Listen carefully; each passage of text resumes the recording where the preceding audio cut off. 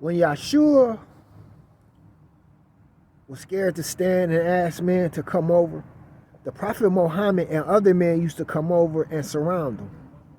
And when Yahshua used to stand among you, he would often question if these men were indifferent.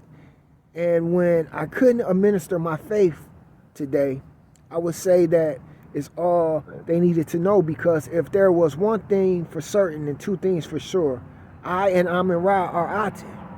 And that is the faith that I wanted to explain to you. And so when the Syrians would start fighting and all this arguing, the Prophet Muhammad would step forward to see what these Assyrians wanted to do. And he was never welcomed around Assyrians. And back then, Assyrians weren't welcome to them. And so he would have to teach them wherever he could teach them. And that's why they thought that he was an indecency to the Etruscan dynasty. And when Yahshua was all alone, the Prophet Muhammad would secretly come to him and said, "You resemble the statues in honor." And that was the faith of the Egyptian Hebrew Israelites. And he was a man on his own who was never known for fighting.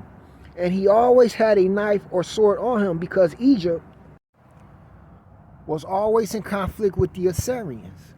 And when he thought for a time which sword to use, he never had time to contemplate before the Prophet Muhammad took a man's life away. And that was the method in which the Prophet Muhammad was used in honor of the Son and the Father. And when I would pray over slain people. And that was the day I said they never should have took Yahshua and Nefertiti. And when I thought the sun and the stars wasn't watching, I would saw in half Romans and leave them chiseled to the bone. And when I would travel through the night all alone in the desert, I would often remember me and the Son and the Father arguing.